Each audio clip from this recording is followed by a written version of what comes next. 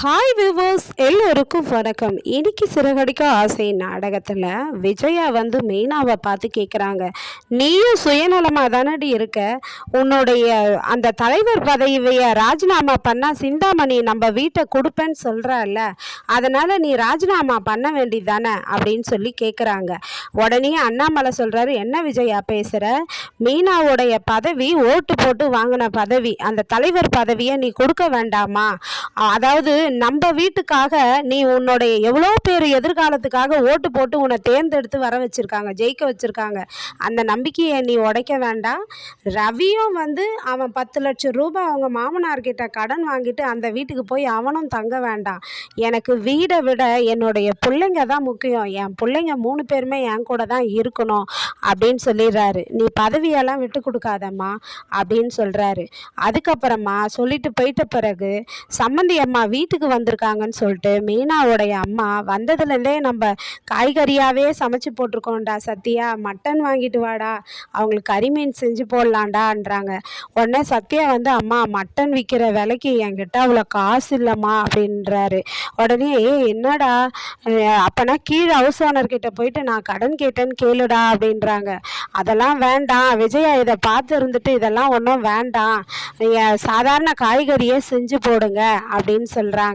அதுக்கப்புறமா நான் மாலை விற்றுட்டு வந்துடுறேன்னு போகிறாங்க. போனதும் என்ன பண்ணுறாங்கன்னா, மீனாவும் முத்துவும் அட்வொகேட்டை போய் சந்திக்கிறாங்க.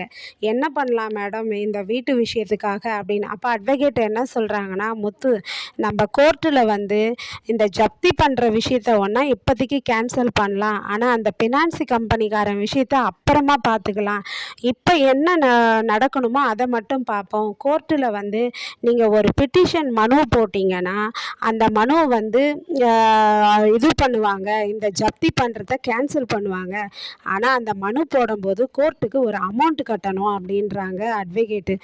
கோர்ட்டுக்கு அமௌண்ட்டு கட்டணுமா, எவ்வளோ கட்டணும் மேடம் அப்படின்றாங்க. ஒரு 10 லட்சம் ரூபாய் கட்டணும் அப்படின்னு சொல்கிறாங்க. 10 லட்சமா அப்படின்னு முத்து ரொம்ப ஃபீல் ஆயிடுறாரு.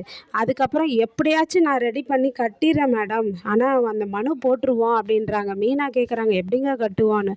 மீனா, நம்ம வீட்டுக்குள்ளே போகிறதுக்கு ஒரு முடிவு கிடச்சிருக்குது மீனா, அது வரையும் நம்ம எப்படியாச்சும் ட்ரை பண்ணுவோம் அப்படின்னு சொல்லிட்டு சொல்கிறாரு. சரிங்க, ஸ்வேதா கிட்ட 5 லட்சம் ரூபாய் இருக்குதுங்க, அந்த பணத்தை கேட்டு பார்க்கலாங்க அப்படின்னு சொல்கிறாங்க மீனா. 5 லட்சம் ரெடி பண்ணுறோம், இன்னும் 5 லட்சம் ரெடி பண்ணுமே மீனா, எப்படியாவது பண்ணுவோம் அப்படின்னு சொல்லிட்டு யோசிக்கிறாங்க. அதுக்கப்புறமா என்ன பண்ணுறாங்கன்னா, மீனாவுடைய அம்மா மாலை விற்றுட்டு வீட்டுக்கு வரதுக்கு லேட் ஆகுது மதியானம். அதுக்குள்ளே விஜயா போய் சமைச்சி அண்ணாமலைக்கு சாப்பாடு கொடுக்குறாங்க. ஆனால் அண்ணாமலை சாப்பிட்றாரு, அந்த குழம்பு நல்லாவே இல்லை. அதுக்காக என்ன சொல்கிறாருன்னா, விஜயா, சாப்பாடை விட நீ செஞ்ச பாரு இப்போ ஒரு செயல், அது ரொம்ப நல்லா இருக்குது, எனக்கு இப்போ தான் உன்னை ரொம்ப பிடிச்சிருக்கு அப்படின்றாரு. அதுக்கப்புறமா மீனாவுடைய அம்மாவும் வராங்க. சம்மந்தி அம்மா, சாரி டைம் ஆகிடுச்சி, எனக்கு லேட் ஆகிடுச்சி, போன இடத்துல நான் சமைக்கணும் அப்படின்றாங்க. நான் சமைச்சிட்டேன் அப்படின்னு சொல்கிறாங்க. எல்லாருக்குமே சத்யாவுக்கும் மீனாவுடைய அம்மாவுக்கும் சாப்பாடு போட்டு தராங்க. அந்த குழம்பு நல்லாவே இல்லை, ஆனால் அட்ஜஸ்ட் பண்ணி சாப்பிட்றாங்க. ஆனால் விஜயா எடுத்து சாப்பிடும்போது, ஐயோ குழம்பு நல்லா இல்லையே, நான் அவங்க வீட்டுக்காரர்கிட்ட சொல்கிறாங்க.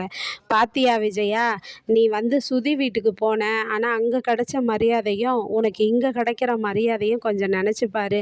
எங்கே நீ சமைச்ச சாப்பாடு நல்லா இல்லைன்னு சொன்னால் சம்மந்தி அம்மா ரொம்ப வருத்தப்படுவாங்களேன்னு சொல்லிட்டு அவங்க எதையும் காட்டிக்காமல் சாப்பிட்டாங்க பாரு அப்படின்றாரு அண்ணாமலை. அப்புறம் அவரும் வெளியே போகிறார். வெளியே போயிட்ட பிறகு ஒரு 2 பேர் மீனா வீட்டுக்கு வராங்க பத்திரிக்கை வைக்கிறதுக்காக, மீனா அம்மாவை தேடிக்கிட்டு. அப்போ இல்லை அவங்க வெளியே போயிருக்காங்க அப்படின்னு விஜயா சொல்கிறாங்க. எப்போ வருவாங்கன்னு கேட்குறாங்க. எனக்கு அது தெரியாது, அவங்க சொல்லலைன்னு சொல்கிறாங்க. அப்போனா நாங்கள் வெயிட் பண்ணிவிட்டு அவங்களுக்கு பத்திரிக்கை கொடுத்துட்டு போகிறோன்னு 2 பேர் வெயிட் பண்ணுறாங்க. உடனே அந்த 2 பேர் என்ன பேசுகிறாங்கன்னா, பார்த்தியா, கொடுமைக்கார வீட்டில் போயிட்டு மாமியார்கிட்ட மீனாவை பொண்ணு கொடுத்துட்டேன்னு வருத்தப்பட்டாங்க இவங்க, இப்போ கடைசியில் பாரு அந்த கொடுமைக்கார மாமியார் தங்கிறதுக்கு வீடு இல்லாமல் இங்கே தங்குது பாரு அப்படின்னு சொல்லிட்டு பேசுகிறாங்கங்க. இதை விஜயா கேட்குறாங்க. இதை கேட்டு என்ன கூத்து பண்ண போகிறாங்களோ தெரியல விஜயா. இந்த கதையை நாளைக்கு பார்க்க காத்திருப்போமா? நன்றி, பாய்.